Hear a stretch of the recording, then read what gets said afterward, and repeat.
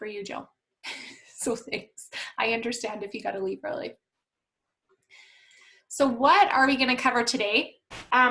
If you've had a session with me before in anything, I always start with communications theory. So we're going to talk about that. We're going to talk a little bit about coronavirus, of course. I'm going to really focus on this theory around noise, because social media is a noisy place. We're going to talk about platforms. I know you're all dying to know what platforms you need to be on, and content, which is the most important piece. Kaylin always says to us on the team, content never sleeps. So it doesn't, it's true. It's true.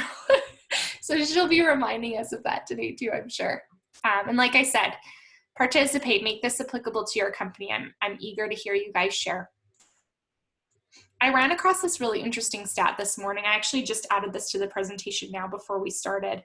But so 66% of social media consumers are expecting their social media consumption to increase during confinement. So this was done kind of right in that mid-March as things were shutting down.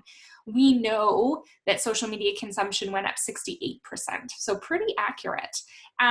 86% of those consumers recommend influencer marketing as a means to advertise during the crisis, which I think is super interesting. We used an influencer recently, and actually if you were on our webinar a few weeks back, Jasmine Shannon, Lemons for Days, we engaged her with our client Tire Force, who does tire changes at your house, will come change your winters out for your summers. We engaged her, and in talking to her after, she was shocked at the response rate, because people are watching. So if your service makes sense and is especially relevant during kind of a confinement, during relaunch, think about those influencers. Greg, we were even messaging back and forth this morning on LinkedIn, and my suggestion there is show some real life people. If you're planning to relaunch, show some real life people, whether they're influencers or not, and make them tell the story, whether it's on their channels or you're using it for your channels. We're exploring some of the same things for our current tourism space clients, and it's important, right? If you see someone that looks like me and my family with my kids experiencing a space, I think it becomes so much easier to be able to tell that story and convince people that you are following regulations. So that's my little coronavirus aside. Now, throughout this presentation, you're going to see these little slides here where you have to do some work. So I'm making you guys work today because I want you to come out of this kind of hour and 15 minutes with an actual social media plan if you don't already have one. So open up a Word doc or scribble. I got little sticky notes in front of me here.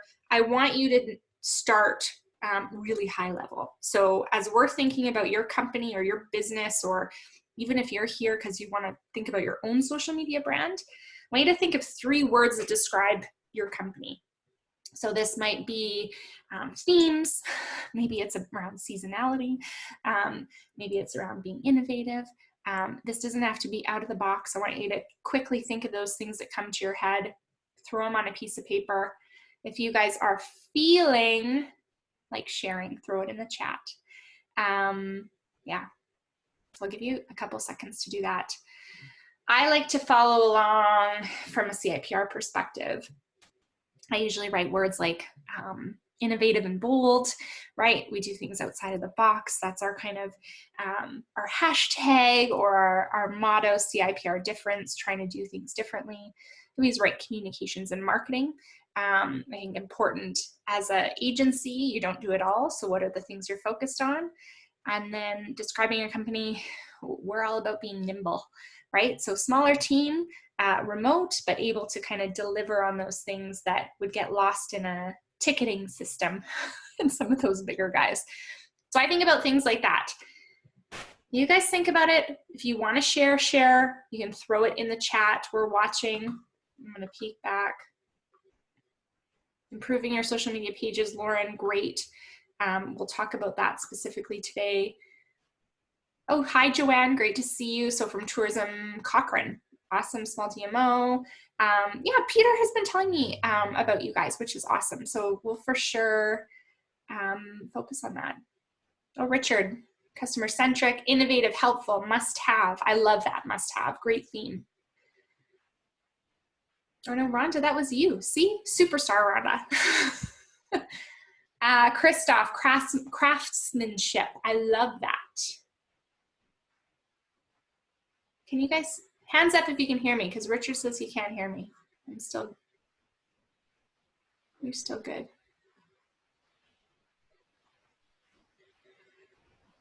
Yeah, you're still fine for me. Nice. And I can hear you, so let's call that good. Okay. This slide, so again, if you have been in my training sessions before, you've heard about this. So Shannon and Weaver were the creators of communications theory. Comms theory only started being studied after World War II. So a lot of crazy things happened in World War II when it came to communication. Before World War II, we studied things like sociology, psychology, but we never explored me talking to you or you talking to me. I like to think Shannon and Weaver were sitting around with their kids, maybe having a beer, maybe not, and seeing a game of telephone take place. And so probably one of their kids was a lot like one of my kids, Bartek, who would whisper maybe the wrong thing in the next person's ear to make the game a little bit sillier. But these guys sat around and went, okay, so this sender, he is having a particular message, and that message is not necessarily what this receiver is getting at the end of the day. So what's happening? They really came up with the theory around communications is when two people have a common understanding. So the next time you think you're communicating well with your spouse, if you don't have a common understanding, it means you're not. So these guys stepped back, Shannon and Weaver, and said, okay, well, what are the things that are getting in the way of that communications? So one talked about the way we encode and decode certain things. So as a woman maybe, or as a person with certain experience, or my background, I'm going to code things in a certain way. My favorite example, using spouses again, is when a wife says, oh, that's fine. Right? Who's said that before? Or who's heard that before? Saying that means something in the English language. Fine usually means fine. And I've coded it in a certain way, maybe with my body language, maybe with my tone. But this receiver, so we'll call him Peter, my husband, he may hear fine and go, okay, cool, it's fine. I'm going out for a beer with, we'll pick on Greg again, a beer with Greg. But I didn't want him to. Maybe I wanted to come too, or maybe I wanted to go for that beer with Greg. If we're not being clear and we're not encoding and decoding in the same way, that message is going to be lost. So how this applies to social, who are your followers? Who are your target audiences? Where we often get lost is, are you going way too technical, way too fast? Are you not talking about the problems you're solving? Are you not explaining why those themes are important? You got to assume that this person doesn't know anything, and that this person doesn't necessarily code and communicate in the same ways that you do. Now, the next big issue that these guys noticed was this red line here, this squiggly one, was feedback. So when we communicate, I've done this with you guys this entire session so far. I can't see you guys. That's what makes webinars so interesting. But I have these mechanisms like hands up, like comments, to be able to solicit feedback from you. I would know, hopefully, if things weren't going well from a communications perspective, if all of a sudden nobody was responding to my comments, or if I asked, hey, hands up, nobody responded to hands up. That's my cue from a communications perspective to back up, slow down, repeat, communicate again. If we were in a classroom style setting and I could see you guys, I would be soliciting feedback through that eye contact.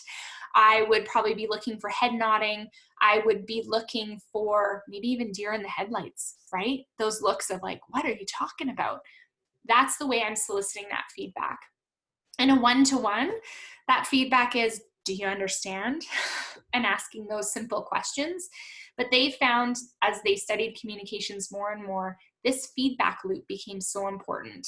So applying to social media, this is when your boss, or maybe yourself, comes to you and says, okay, we only have this many followers, or, oh, what's the reach? And you can go back and say, no, engagement is king. If people are engaging with us, it means that we know that they understand what we're selling. It means we're having the chance to communicate, create common understanding with them. And that's why really engagement is so important. Now, the last piece that I want to talk to you guys about that is so annoying, let's say, on social media, is really this concept of noise. So I am going to go ahead to this next slide here. Really, the concept of noise can be as simple as, you know, my kids run into the room right now and cause a disruption and our communication is interrupted. But it can also be, how many screens do you have open now? I am fully aware that I may not be the top of your list. You may be listening out of the corner of your ear, but that's noise in terms of communication. So how can I cut down on that? Well, I'm recording this so I can send it to you later. I'm making you work a little bit during this webinar, so hopefully capturing your attention more. But if you think about social and that constant scrolling through a feed, there's a lot of noise. There's ads, there's videos, there's sound, there's your friend saying something, your mom saying something. All of those things on social media are noise. Your job to kind of solicit getting attention, but solicit feedback from that attention. Because as soon as they start communicating with you, really you're winning. So, great themes, guys. I'm peeking at them coming in. They're awesome. Now, as we think about our business, I want you guys to scribble down 3 of your business goals. Now, these don't have to be in depth. This isn't a business coaching session, but think about growth targets. Think about maybe new target audiences. Think about relaunch. All of those things that are your big business goals. So start scribbling those down. The reason I ask you guys to do this is noise often really distracts and deters from our goals. You think about the bright, shiny object in the room. Social media is the same way. I'm sure many of us have been caught up in a social media discussion or debate that we didn't want to be a part of, but it was a shiny object and we went down a really absurd path online. So by writing your themes and now your business goals, these are your focuses. I want them to cut the noise for you guys. So as you're writing them, feel free to share. Obviously, CIPR has some goals around the tourism space. Many of you know that that's a space we're very passionate about and very passionate about working in. So we continue to have goals around providing services there, especially our kind of local advocacy piece lately. We have goals obviously around growth, and we have goals around our expertise. And actually, I should say Keelan has thrown a new, I would say more online goal at us in terms of really being human and showing that behind the scenes piece. So you guys keep working on that, throw them up as you get them. As you guys are doing that, I'm gonna keep moving, and again, bother me with questions, interrupt me. Noise on social media, I think, is the number one thing that clients come to us with in terms of, but how will we stand out? How is this worth it? What I'll say with that is the content calendar that's based on your goals and based on your themes allows you to kind of cut down on that. So we have a friend, she's godmom to our kids, and she has this amazing saying that's just worry about yourself. So, you know, we'll be at the dog park together, or back in the day, I should say, we were back at the dog park together. And, you know, some of those people that are telling you how to raise your animals or whatever. And Kim would always look at them and go, just worry about yourself, and just so sweet. But really behind the scenes, we would chuckle and go, you know, that was her really polite way of saying maybe something not so nice that has to do with one of your more centric fingers. That being said, same with your competition. So, tourism space, there's lots of you in the tourism space on the call. Your competition's always going to be doing something and saying something. Your competition may be in a destination that's very similar to yours. It may not. But I want you to just worry about yourself. I want you to stand out and be a leader online. I think, as I think about being a marketing and communications agency, there's a lot of those too. But Kaylin's done an impeccable job of just worrying about CIPR online, right? Showing our personality, showing our behind the scenes, really living up to who we are. So that's my first. If you're worried about your competition online, just worry about yourself. Worry about doing a good job for you first. Then I want you to look at those players online that are doing a really great job that have come before you. And in those cases, if you can't beat them, join them. So when you think about a player like WestJet, back in the day, they would do their Travel Tuesday, and I would argue that largely that hashtag, so $, Travel Tuesday, was started really by them. They would end up putting their seat sales out on those days. It became this really widely used hashtag, especially on Twitter, and gained a ton of traction. So if you're in the travel space, leverage that Travel Tuesday. You know it's getting a ton of traffic, so start to use it. So worry about yourself, but also take a little bit of a side glance of what are those hashtags that the industry giants that you're in are using and using well, and start to integrate them too. Christina, can you use more than one day?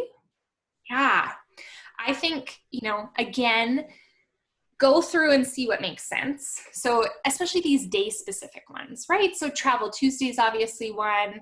Rhonda, I like your example here in the chat of Wisdom Wednesday. I love Fairy Friday. I feel like, Kaylin, let's write that down. Let's write that down. But yeah, think about bringing your own personality in. I love the idea of having one hashtag that stands out for your business specifically. So it's CIPR, we use CIPR difference. It's something that we can just tag our stuff with. It becomes our little community. But we know that things like social media tips, marketing agency, digital marketing consultants, we know that all those hashtags get play, so we use them too. So short answer, yes, always be hashtagging. Always be using those hashtags, and don't feel like you need to pigeonhole into one. Pick a bunch. What I will say is on your individual posts though, don't be posting 25 hashtags later. Pick a couple that make sense to what it is. The next piece about noise that we get asked from our clients a lot is about kind of this disjointed messages. So hands up if you and your business's social media channels have multiple people posting to them. I'll let you guys think about that. Yeah. Mm-hmm. Totally. So in these cases, what happens are two things. You either get this inconsistency of language in terms of, if Peter and I are talking on social media, we sound different. You can tell. I would say Kaylin and I probably sound a little more similar, but you just get those nuances of personality. So there are really two ways to deal with this. I think one is create a persona or a personality for your accounts. When I was at the Canadian Association of Petroleum Producers, we had 7 different social media accounts, all for different kind of verticals within the oil and gas industry. Some were about advocacy, some were just about information. We gave every single account a persona. So Evelyn was our Oil Sands Today account, and Evelyn was a Liberal voter. She was a mom of 2 boys. She had glasses and dark hair. She drove the kids to soccer on the weekend. She was worried about environmental issues. And that's how we would talk. We would hone our inner Evelyn, and we wouldn't be, for lack of a better word, shoving information down people's throats, but we would take a very measured approach in how we talked. Tom was our natural gas persona or personality, and Tom was 56. He had grown children. He was bald. Don't ask me why we made him bald, but we did. He often wore a suit, and he was a very conservative voter. He lived in a small municipality, and that's how we wrote for that account. I would say with CIPR, we try to hone a little bit of me, right? So what would Christina say, even if I'm not posting? So think about that personality. Now, the other way to kind of approach this is about initials. So Terry, I was just going to use you guys as an example, but your triplet avatars, right? So, there's three really distinct personalities there. If you and Rhonda were both posting at this point, maybe it's you put a little R at the end when you've written something, or Terry, you put your little T. If there's a couple different people from a tourism DMO that all get some FaceTime, maybe you're putting a little CP at the end. Just marking and giving people that placement of this is who's talking right now. So two distinct ways to kind of avoid this disjointed. Embrace it, but make sure you're saying who's talking when. Maybe in your about section, you're putting a little, CP stands for Christina Pilarski, and dealing with it that way. Or you're actually making everyone put on their Greg hat or their Jillian hat or whoever's hat they're going to put on, and think about what you would say when they're posting. Or you streamline and you make sure just one person is in control of that channel. It's important, especially as you think about themes, especially as you think about continuity. You want to make sure that people are getting to a page or a platform that isn't confusing. You guys are good. Everyone participating. Oh, Greg, number of hashtags per post. There isn't a best practice. Kaylin, you may have something to say here, but I would say less is more, but not too less, if that makes sense. Yeah, don't go crazy, but definitely just make sure that your hashtags are intentional. Yeah. My favorite example is, I know a runner who's also like a motivational speaker, but he goes for runs every morning, and there's probably like 35 different hashtags in there, which is great. Like his reach is huge. But narrow it down. Don't be spam.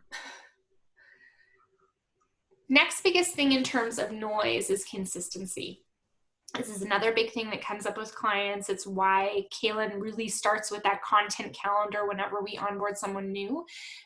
But this for you is about setting up expectations on you, maybe your staff, and your clients. So own a time slot. If you know at the beginning of your social media journey, it is only realistic for you to post 2 times a week, then post 2 times a week and keep doing it.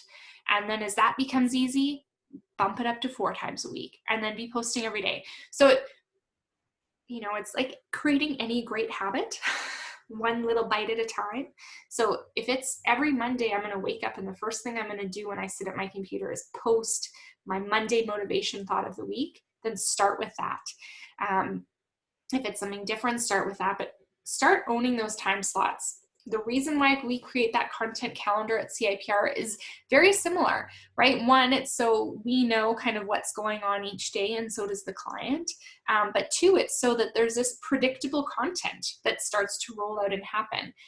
It's great for the algorithm in terms of some of these platforms because they see that consistency in your posting, but it's also great for your followers, right? They're going to know that every Travel Tuesday, you're going to have some sort of deal up there and they're going to want to come visit. So be consistent in that. The next piece of consistency is response. And response is so important. I think especially right now as we're in this highly online consumer environment. I talked about a client the other day, but when we were replying to their Facebook messages immediately, way more sales than when that reply had a lag in it, right? So think about that. Also think about what's realistic to your business. So there's a few things I have on this screen. Are you only going to reply during business hours? If you are, that's okay, but say it. Put it in that about section. Are you going to only be replying, especially maybe this tourism operator space, you're only going to be replying in key seasons. You know, we are operational in spring and summer. That's when you'll hear from us. Are you going to give something like we'll respond within 2 business days, we'll respond within 24 hours? Make sure you state that up front. We've really set ourselves up for failure if we're not saying when we'll respond by. But 2, we're setting ourselves up for failure if we're really inconsistent in that. So let's say I want to, if I'm looking to go to Cochrane and I'm super excited about it and I want to know about a certain business, and I go to the Tourism Cochrane page, and all of a sudden I see a opportunity to message, and I message and I get a response right away and perfect, and then I've driven out to Cochrane and I'm going to experience, and I'm like, oh, I can just message and they'll get back to me right away, and I don't, and then I don't hear from you for 2 days, but I've already driven home. So just that consistency. And Jonathan, exactly. Facebook's auto response options are amazing, right? So look at those autoresponders. How are you directing traffic? But make sure in that auto response, you let everyone know you'll hear from us at this time. For an immediate response, email this person, especially if you know that you're not going to be watching that 24 hours a day. Now, you're going to put those rules up. And now the hard part, you have to follow them. So if you have we only respond during business hours, and Friday night you've had your glass of wine and now you're looking through your Facebook response, your message folder, your Instagram direct messages, and you start replying, you've set that expectation that that's when you're doing it. So follow your own rules. Also, your inconsistency noise can happen with interaction. So always be engaging back, right? I think go back to that first slide I showed on engagement. That's your feedback loop. So if people are communicating with you, always, always, always reply back to them, whether it's leaving a review, whether it's even simply saying great, you want to respond back. Now, the last piece of noise is the latest thing. So I put coronavirus up here, obviously. I think that's caused a lot of noise online. But I also put, who knows, pop quiz. Who is this on the right-hand side, this little baby? We'll get to know who knows their pop culture. I feel like Caitlin probably knows who this is. No, I don't. You don't? Okay, so this is a Kardashian. There we go. Rhonda, of course you know. Oh, there we go. Okay. So this is Stormy. I think it's Stormy. But anyways, Kylie made her do this chocolate challenge and said, okay, you can have a lot of chocolate if you wait till mommy comes back. And she did. So there's all these memes all over the internet today of like, if you could have the patience of this little girl, wouldn't it be wonderful? But noise is the worst because it can do 3 things. So first thing, it can overtake what you've written. There are so many things happening online right now. If you know that the premier of your province is announcing something huge tomorrow, do not put your big social media discount sale on, because you know that that's going to be the #1 thing online and you're going to be overtaken. So think about that. Is there something going on in the next couple of days that's going to completely overshadow what I've done? Okay, whatever. 2, is the noise something that I can capitalize on? And by capitalize on, I mean, is it something I can talk about? So as many of you relaunch, think about the fact that you can leverage all the discussion that's going on about coronavirus, because you're going to be talking about something that's relevant. How is your business ready for relaunch? How is it taking the necessary precautions in place? People are reading that information and they want it. So make sure you are putting it up front. Make sure you're talking about it. Don't ignore it. The third type of this latest thing is stuff like Stormy. So these cute things that come up that potentially your target audience is all over and talking about and sharing GIFs with their friends. And in many cases, I would say ignore it. In some cases, I would say use it. So once upon a time, I had a picture of Kim Kardashian's butt here, not a graphic version, just her butt though. And when she broke the internet. So my favorite example was, I said, look, if Kim Kardashian has come to your store before or used your product, now would be a great time to remind people of that because everyone is talking about it. In this case with Stormy, her whole meme and online presence right now is about patience. So maybe there are some delays in shipping for your product. Throw this up, talk about how it's been a really interesting time right now, and leverage something that's getting people's attention online to talk about a really human message that you need to get across. If I'm thinking about this personally, still, Peter and I don't have childcare right now, obviously, so we're struggling with that back and forth at the computer as opposed to full work days. So maybe I'll throw up a little Stormy picture later and say, thanks for your patience, everyone. Hope it's worth waiting for me to get back to you. So think about how you can leverage the latest things on your channels without getting distracted. And if you can't, wait. Wait until it passes, and stick to that whole mantra of just worry about yourself. So the next things that I want you guys to do on the little piece of papers you've been scribbling about is start to brainstorm events and milestones around you. And events and milestones can be specific to your industry. They can be specific to your values. They can be specific to your community. If I actually gave this course in Kamloops once, so we pulled up the Tourism Kamloops website, pulled up kind of all of the upcoming events in the city, and we talked about, okay, if you're in this business, what are certain ones that you want to leverage? I know Kaylin does this with one of our clients in Fernie. He's a huge community advocate. He has a bunch of different groups that he supports as a business owner. So we're always looking at the calendar, okay, what is on tap for him? Another client, we do looking ahead for certain health and wellness months, certain industry awareness months. Have that in your back pocket. Know about it. Don't let any of these things ever surprise you. If you're in the health space, mental health week should not have snuck up on you last week. It should have been something you were planning for a while. So think about that. This is going to be probably your homework, but I want you to put, if it's 12 little sticky notes or 12 little lines in what you're drafting for your plan, have something every month, right? Maybe it's specific to your actual business. Maybe January is when you do your big New Year's sales.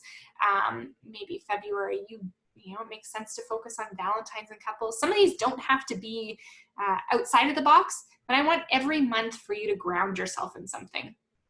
As you get more sophisticated in your social media plans, you can get more in depth. But as you're just starting out, like I said before, don't bite off more than you can chew. Pick one thing a month that you know you're going to focus on and work towards. So I'll give you guys a few minutes to do that. One thing I will say about these webinars, because I can't talk to you guys in person, so easy for me to go fast, which I knew was going to happen. So I'm going to let you guys work on that for a second. I'm going to peek at the comments here, see if there's anyone new on here. Oh yeah, even more people popping up. Oh, Jaleesa, hi. Stick to the next one. So your homework is continuing. We've talked about your 3 big themes. We've talked about your business goals. We've talked about kind of grounding yourself in what are the major events that I need to tackle each month. Now I want you to think about your target audience. I'm going to pick on our fairy fastener ladies because we just went through this with you guys. We talked about, the gentleman that's buying your product for his wife. We talked about the potentially older demographic that is buying it for themselves. And we talked about potentially that on-the-go younger demographic female that's buying it for themselves. So 3 good people to reach. For CIPR, we often talk about this as Decision makers, when Peter is in the sales cycle, I always ask him, was that a decision maker you spoke with? Or was that someone who can get you to a decision maker? So they're part of our target audience. Are they in that kind of Western Canadian region? And are they in, we have a few pillars that we enjoy working with. So are they in those pillars? So for you, it might be things like gender, it may be age group, it may be wealth, that disposable income. Think about your experience, think about your target audience. Whatever you're targeting on marketing probably should be what you're targeting on social media too. Greg, awesome. Entrepreneurs, business owners, PR and marketing agencies, totally. Right? So think about those specific people that you would want to follow you. And going back to that comms slide, think about the people you want to have communication with. So who are the people you want to talk with? Marjana from our team has been really pushing us, and keep pushing us, Marjana, to put out some polls on CIPR, on social media channels. And it makes sense, because if we're pushing our messaging to our target audiences, we're going to glean some good information from them if they communicate back with us. If we're just pushing stuff out for the sake of pushing stuff out, using something like a poll really doesn't matter, because whoever's answering isn't part of our target market. I'm going to give you guys one more second here.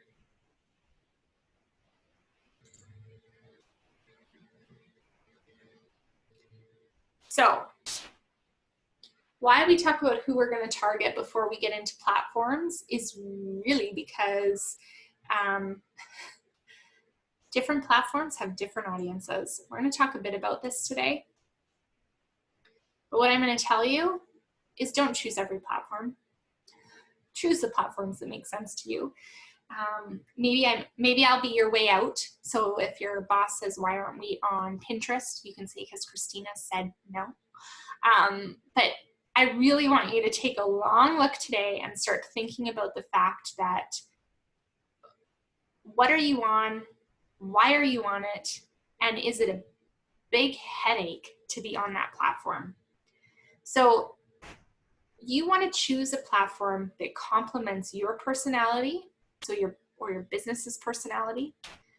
You want to be on a platform that's going to meet your business goals, that's going to be right beside your target audience. You want to hang out where your target audience is hanging out. And I feel like this might be the light bulb for some of you, that showcases content you're already making. So I was talking with a client, it was a few weeks back now, and they were exploring whether to be on another social media platform.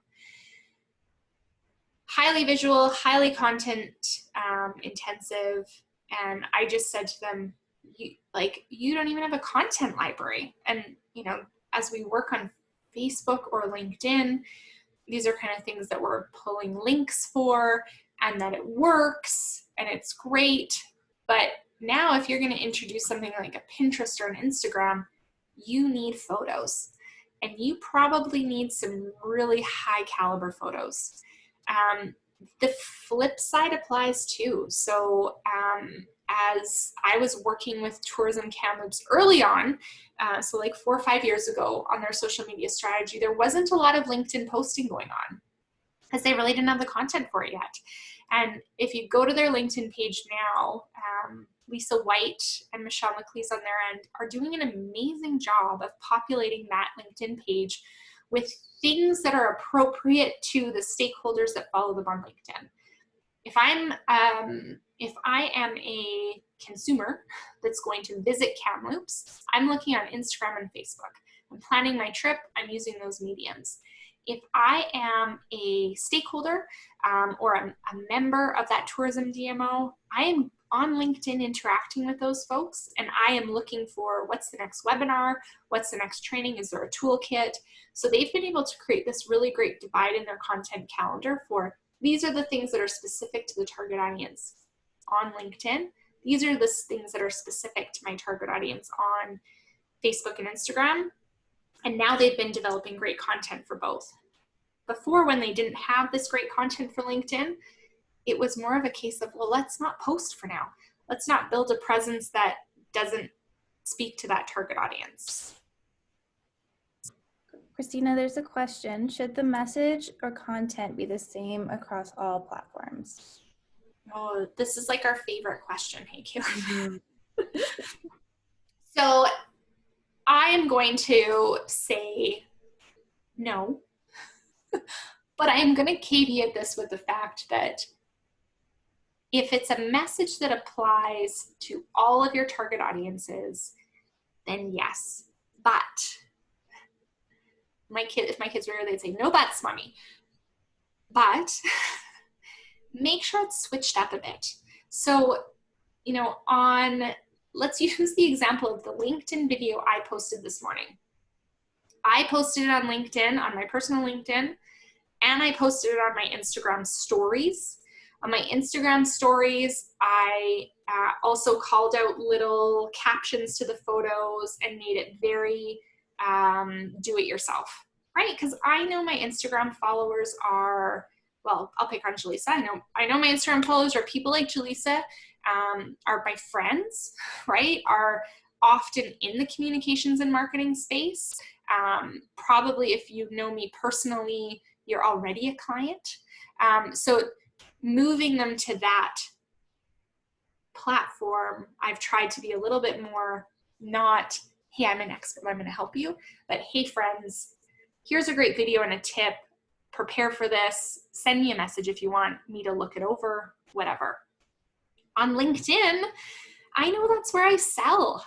I know that that's my network that we at CIPR, if you were on the webinar a few weeks ago, we use tools like Markery. That's where we're getting leads. So for me, that LinkedIn video was exactly the same, but my messaging was really strong around, you need to do this. We're experts in this. If you need help, send me a message. And now I've started conversations from there. Greg was the first to chime in on that, who's a current client. Greg, you're also a friend, don't worry. But the conversation is a lot different. And it's because my caption is very different than what I've applied to the captions on Instagram. So yes, feel free to use that visual content throughout platforms, but change up the message if you know you are interacting with different people on each platform. This is actually a super good segue into my little analogy. And some of you may have heard this before, but I like to think of all of the different platforms as different places to have a party. So maybe if you're missing having parties, this will resonate with you. But Facebook is your best friend's birthday party, right? You go to the party. Yeah, I feel like I have Jaleesa's on my screen, like I can see her name on my screen. So I'm thinking about, the birthday parties that Jaleesa has come to my house for back in the day. And we listen to our favorite 90s pop music, and we have ice cream cake, and we talk about things, and maybe we talk about kids, and we show pictures from the latest whatever, or we talk about, hey, where are you putting Jacob and Bartek in school next year, or what are you doing for this, or hey, we're looking to sell our house, do you know a realtor?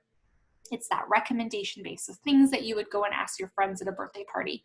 This is where too I might go, oh, Jaleesa, I love your jeans. So what do people like on Facebook? They love those brands. They look for recommendations. Those are king. They're looking at personal photos. They're going to showcase some fun in terms of, okay, this was my favorite band, right? So think of all those things you like, right? Even Facebook uses that language. Now, what is Twitter? Twitter is that after work cocktail hour or mingler where you go, you probably bring someone you know because it's maybe a little bit intimidating. There's probably people there that you like. There's probably people there that you don't like. You're probably going to maybe talk about politics. You're going to talk about what's going on in industry. It's going to be very informative, and you're going to be in and you're going to be out.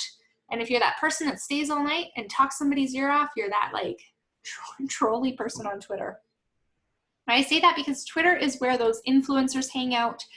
It's where you're looking to share opinion. It's where you're looking to kind of get multiple viewpoints on an issue. Some people get a little bit worked up about it. Some people can see the balance of both sides, but that's really how Twitter works. If you get caught in holes and spiral on Twitter, remember that analogy. It's the cocktail party. You're in and out. Go to the after party at Facebook. LinkedIn is this. So let's call this a party. Welcome to my party. But LinkedIn is about business. It's about the lunch and learn. It's about making new connections, seeing how we can benefit one another, that mutually beneficial relationship, to sound cliche, finding synergies between one another. But that is LinkedIn, right? So you're looking for that business connection. The next one, Instagram.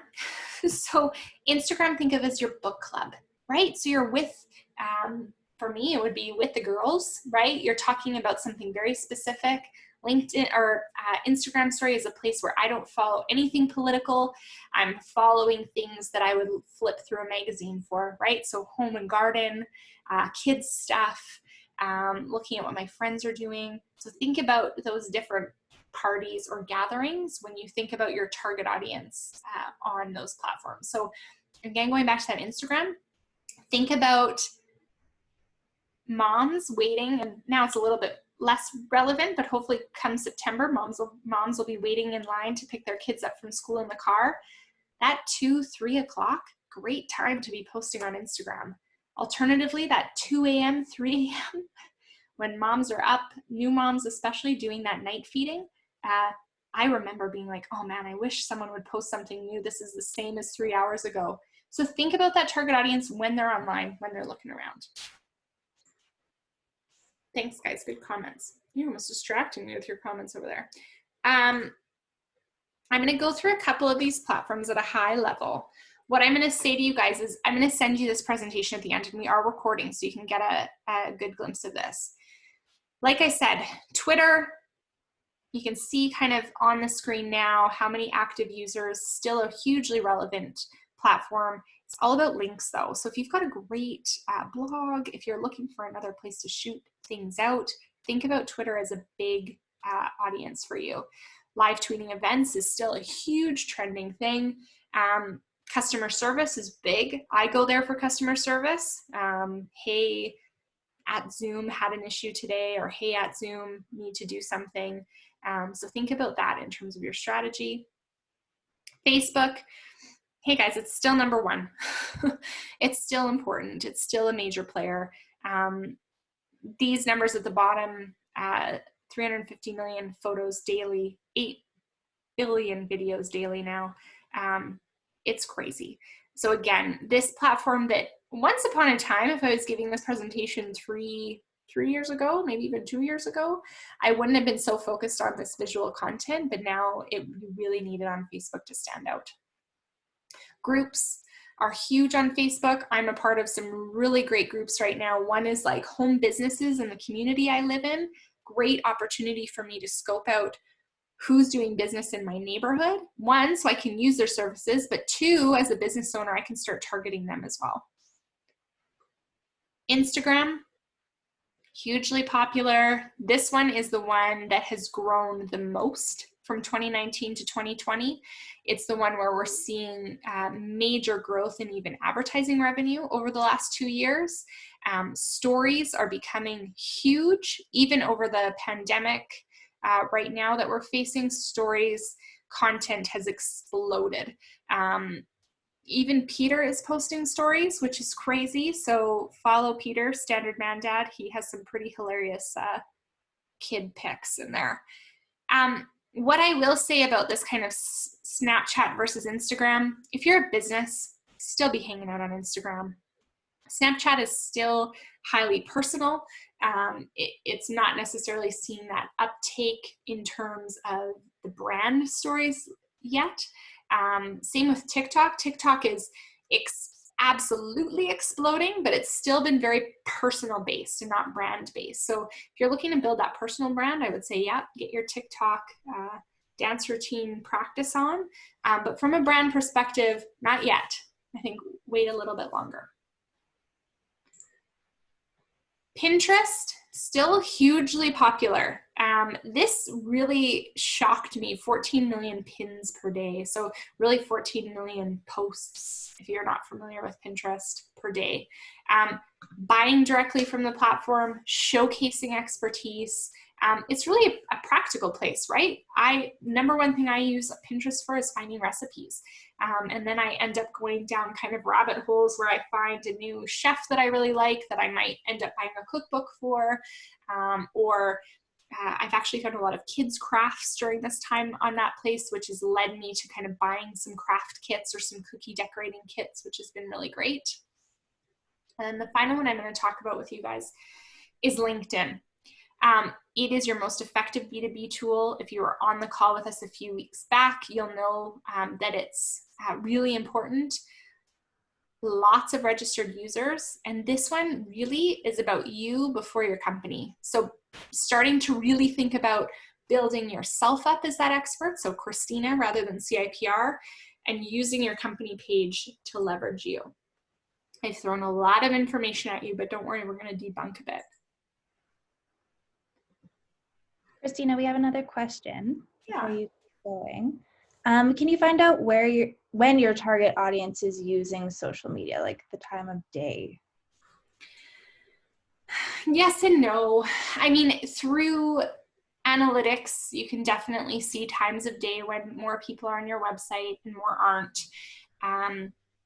But really, this is about, for us and how we approach it, is putting your hat on. So like I said, I know the mom life well. So when someone talks to me about mom being the target audience, it's like, hey, when am I online?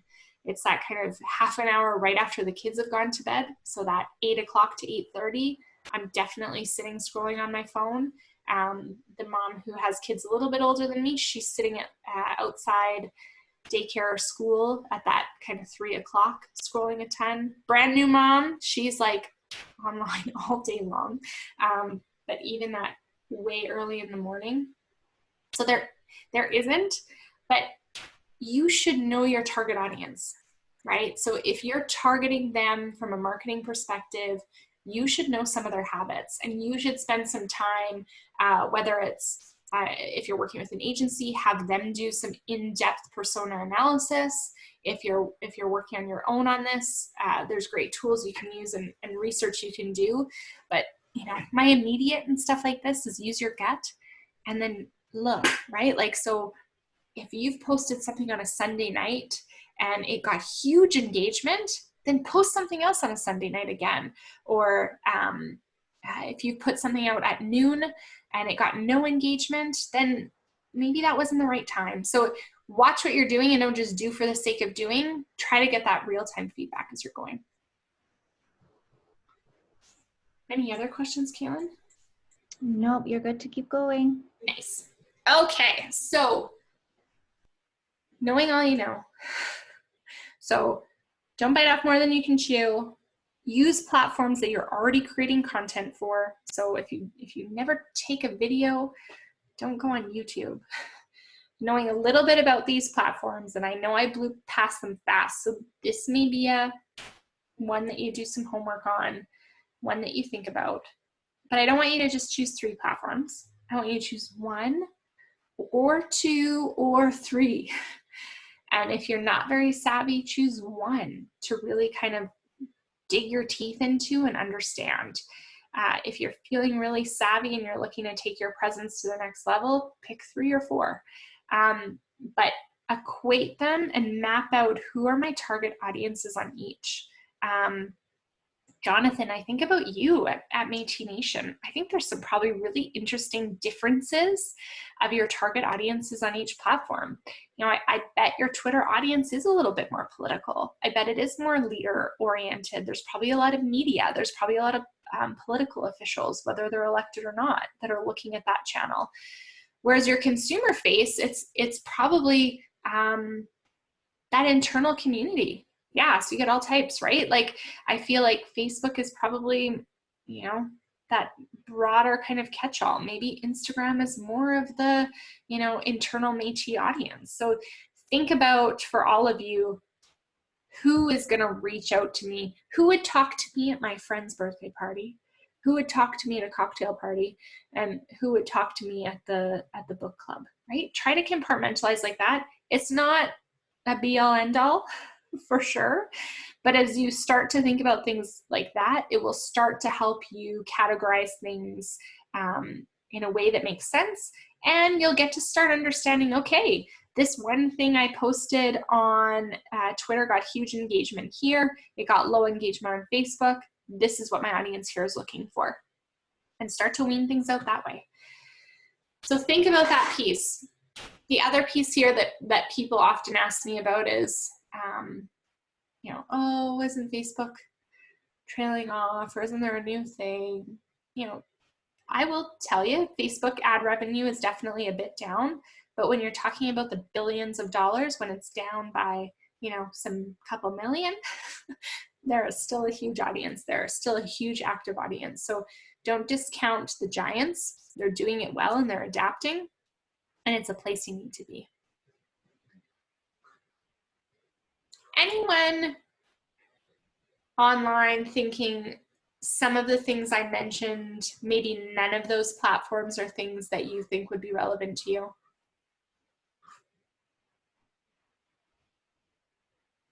No, that's good.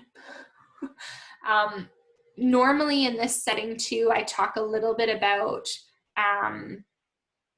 the international audience, which is a little less appropriate now, but things like WeChat, if you have that big kind of Asian target market for some of the tourism-based businesses. But there are some other interesting channels. YouTube is huge as well. So think about that video content side of things.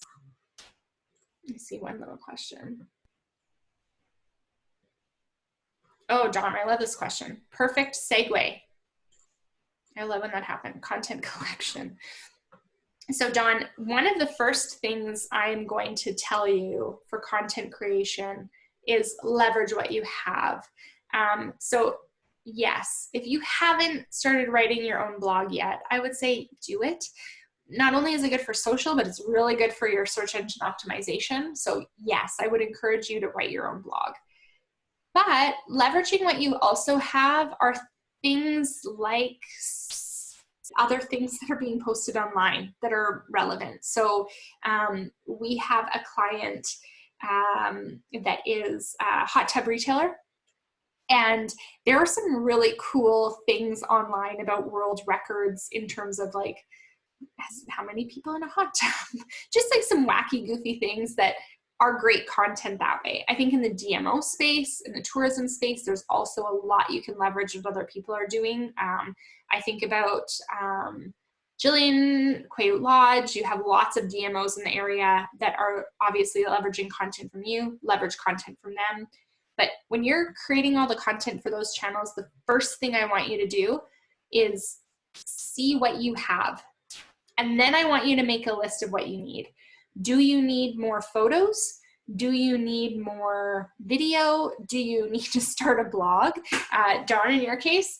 And then I want you to be realistic. Do you have the time? Do you have the budget? Are you committed to this? Be realistic. So my team and myself have challenged me to post more video. So for me, it's like, okay, I was not previously committed. Now I am. There's a task for me in our project management tool. I'm making the time to do it. It's not something we need budget for, so I can run. Maybe though, if I hadn't answered yes to these two questions, we would talk about budget internally and go, okay, how are we going to maybe create a couple videos that we can share that way? So leverage what you're already doing, because you guys are already doing lots as business owners and as marketing managers. Make a list of that, put it into that content calendar, and then next make a list of the new stuff that you need. Checklists. We love checklists. We use a project management tool, so if you are one of our clients, you would be a part of our Asana, where there's a million checklists that Kaylin is checking off all the time for our social media clients. But what do you have to do every day? What do you have to do every week? Whether it's a mental checklist, it's something you write down. One, this is going to keep, if you have a staff that's doing this, it's going to keep them accountable to this. If it's you, you know you got to check those boxes every week. Make sure that you are, if you've decided you're going to post weekly, you're checking that box. If you're decided you are going to refresh the banners of your things monthly, you've made a checklist for it. I want you guys to break this down as simple as possible for yourselves. I think the most overwhelming thing that clients say to us when they come to us for help with social is, I don't know where to start. And then what they say is, and then when I've started, I don't really know what to post. So these checklists are about, okay, content calendar every week. This day I'm going to post Travel Tuesday. This day I'm going to do my Fairy Friday. That's all I'm going to do this week, right? So bite size, checklists, and check those boxes off. Make sure you have a check for engaging. Make sure you have a check mark or a checklist for if Kaylin is away, who is going to handle engagement or who is going to handle posting, so that, you know, one, as a business owner, you can take a vacation. But two, you know that things are covered, right? That peace of mind. Content, where else are you finding it? Your customers, right? I want to see all of you putting their testimonials up, right? That is great content. I want videos of them. In a time where maybe people can't visit you, ask your most loyal customers to join you on a Zoom call, record the call, and share that call on social media, right? So if it's me talking about Cochrane, it would be, hey, Joanne, I cannot wait to visit Glen Eagles again. I hear they're opening soon. It's my favorite place to golf in Cochrane. And I know that Peter better be checking when that ice cream shop is open, because that is our favorite place to hit up afterwards. So it's those realistic, real life things.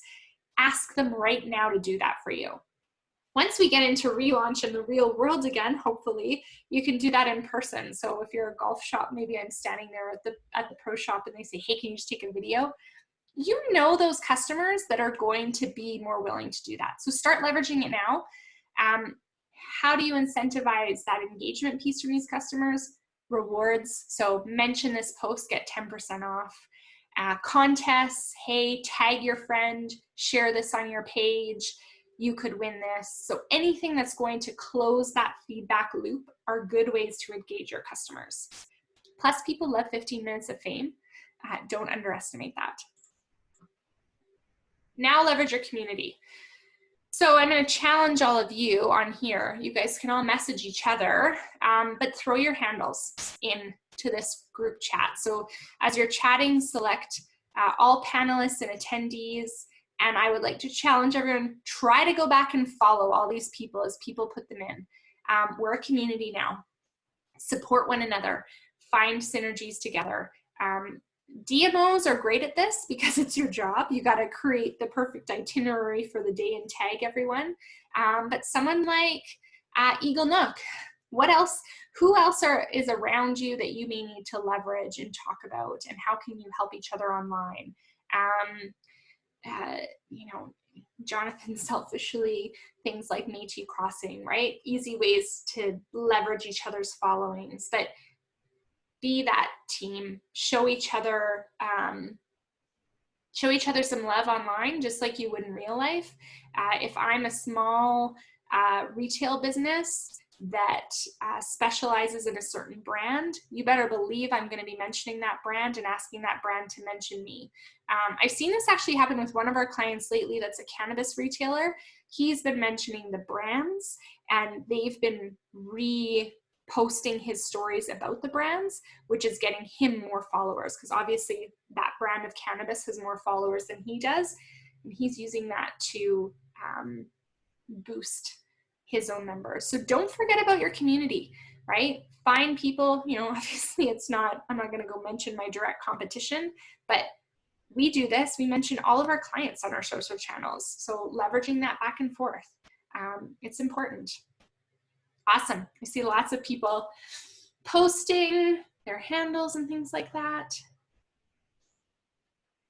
So finally, I want you to empower your staff for content as well.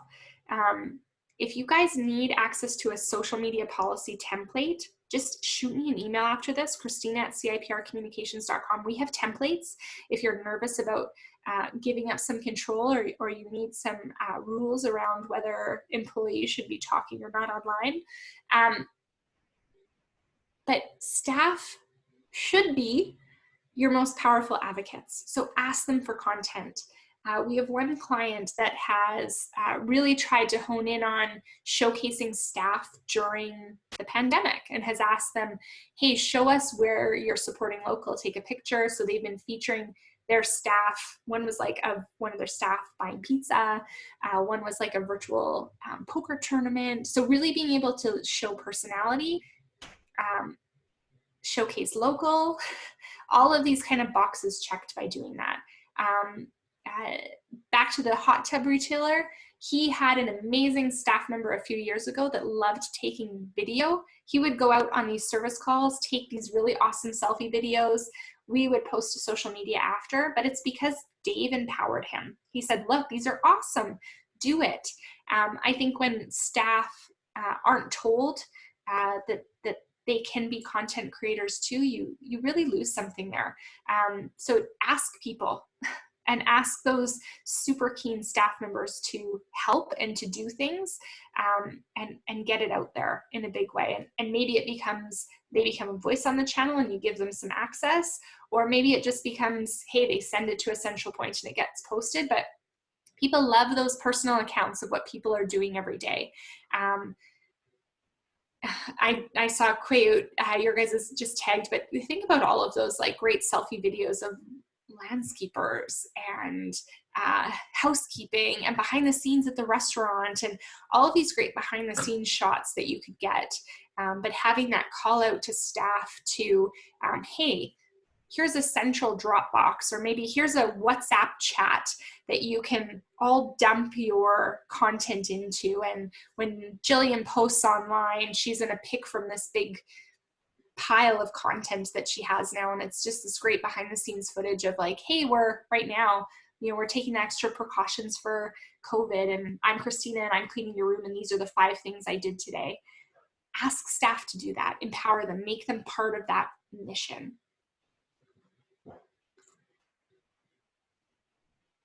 And so last slide, thanks guys, 10 minutes over, I'm not bad. Just focus, right? So you're looking down at this piece of paper now, you've got 3 big themes. So those are the things you want to stick to. If it's something, if it's a big shiny object and it doesn't have to do with your theme, ask yourself, why are you posting it? Those business goals, you've probably refreshed your business goals based on this relaunch, stick to them. So your advertising budget, your content calendar, all of those things that are so important, stick to that, and leverage that piece. Think of that target audience, start to think about what platforms they might be using, what times they may be posting, and stick to them. And then finally, start slow, 1 or 2 platforms if you're beginning, 3 or 4 if you're kind of mastering things, and go for it. Remember to always reflect those business goals, always be looking at the stats every month. So the worst is going in blind, right? So take a step back every month and go, oh wow, that Sunday night post that I keep doing, people love that. Or, ooh, that Friday afternoon, nobody's touching that. So maybe I'll switch it up and post it on another day. Think about those things. Always be reflecting. That's it, guys. That's social media for business. So, I mean, again, I usually teach this one in person, and what I love is there's always this big hanging out at the end where people ask me questions. So I'm still here. If you're here and you have questions to ask, fire away. We can get really specific or not. It's totally up to you guys, but feel free to fire away some questions. I'll stay on for a few more minutes here if you have any. Hi, Leanne, miss you. It's great to see some folks I haven't seen in a while too. Can't wait to kind of get out of the house again, because I'm sure many of you can't either. Vicky from Tourism Red Deer, thank you for coming. Follow them guys at Tourism Red Deer. She's put her handle in there. Yeah, thanks Jillian, great to see you again too. So what I will do is, as always, you'll get an email at the end. You will see this presentation. We have this recorded session for you. I would love to hear from you guys. So if you have any questions at all while you're creating your social media strategies, never hesitate to contact me. Shoot me a DM, shoot me a email, and we can always talk. I'm always happy to look at strategies. Of course, shameless self-promotion. We do this here at CIPR. So if you're sitting here and scratching your head still, we can help you write a strategy. We can help you monitor and manage social media accounts too. It's nice to have Kaylin on the line because she's often our lead on social for clients. Maybe next webinar on social media for business, she'll be teaching it. So, Ooh, I'd like that. There you go. See? So yeah, guys, great to see you. Jaleesa, great to see you. 6 months on mat leave, brain dust off. It's important. Great, we'll see you. I'm sure we'll see you for Thursday beers, Christoph. Awesome. Oh, we have a question. Oh, go ahead. As a DMO, we create content for some of our partners. What are your thoughts about sharing that with them so they can use it, or having them share the content through our channels? Yeah, so I'm going to give you a glimpse of kind of how we like to tackle that DMO piece. We create things called campaign kits.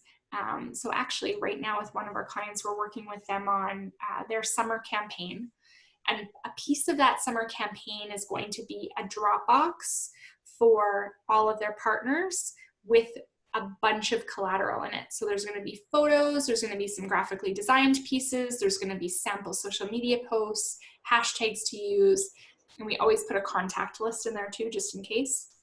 We share that Dropbox with that whole partner list. So some DMOs will have a intranet that they'll upload that to. Some will just send it to a stakeholder email list.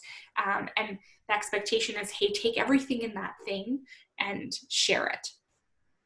The next call to action for them, so one is, hey, use this stuff and repurpose and put it on your own channels. The next is that huge, strong call to action for them to share your stuff. And I would say, if I'm understanding your question correctly, Joanne, do you want them to share you or you to share them? And I would say you want them to share you. And why I say that from a DMO lens is because I know things can get political in terms of like, you shared my restaurant more times than you shared this guy's, or you shared my hotel more than that guy's. So when you're asking them to take the onus of sharing it, they're pushing out that broader and your Cochrane message rather than you taking on sharing smaller message. So you want to try to stay, I think, that larger overarching.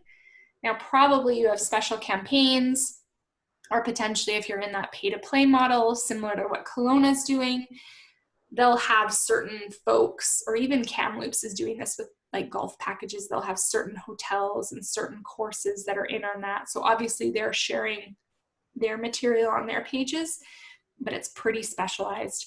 And from that DMO perspective, you want to really cultivate that. You want to share the overarching message. So pushing them to share for you could be a really great webinar, right? You could put something on where you unveil that Dropbox and say, hey, here's a bunch of assets that you could use for the new summer campaign or fall campaign or whatever, and then really share a screen and say, hey, I want you to log on to our Facebook page. This is how you share. These are the things you could say about it, and you could go from there. But from a DMO side, that's how I would tackle it. All you folks on the line that are, I saw Monty Creek is on here, a couple other operators, so Quiute Lodge, share your DMO stuff. They're creating all this content. Often you are paying into be part of a DMO or a wine association or a golf association anyways. Leverage the crap out of that content they're posting. Share, share, share, share, share. So, you know, and if you're part of a special program, make sure they share your stuff. So two-way street. Anything else, guys? Good question. I really like that one. Those campaign kits are really popular. They've been a really good way for us to show value add in those larger kind of association or marketing organization based pieces. But think about that. They're cool. And then when times are not so electronic, there's cool ways you can make a kit and deliver it to certain people. But John, we could even talk offline about that. But thank you guys.